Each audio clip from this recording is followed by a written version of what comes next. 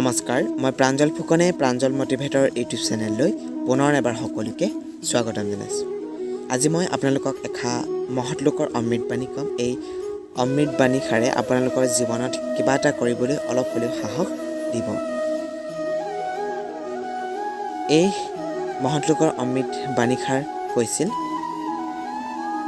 Albert আইনষ্টাইনে। সকলোৱে চিনি পায় এলবাৰ্ট আইনষ্টাইন ডাঙৰীয়াক, এগৰাকী বিশ্ববিখ্যাত বিজ্ঞানী। তেওঁ কৈছিল যে পাৰ হৈ যোৱা দিনবিলাকলৈ উভতি চাই যদি আমাৰ ভাৱ হয় যে আমি জীৱনত কেতিয়াও একো ভুল কৰা নাই, তেনেহ'লে তাৰ অৰ্থ হ'ল যে আমি জীৱনত নতুন কিবা এটা কৰিবলৈ কাহানিও চেষ্টা কৰা নাই।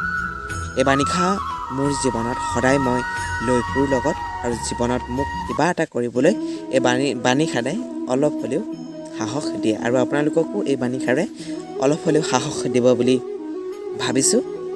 আকৌ মই এবাৰ কৈ দিছোঁ, তেওঁ কৈছিল যে পাৰ হৈ যোৱা দিনবিলাকলৈ উভতি চাই যদি আমাৰ ভাৱ হয় যে আমি জীৱনত কেতিয়াও একো ভুল কৰা নাই, তেনেহ'লে তাৰ অৰ্থ হ'ল যে আমি জীৱনত নতুন কিবা এটা কৰিবলৈ কাহানিও চেষ্টা কৰা নাই।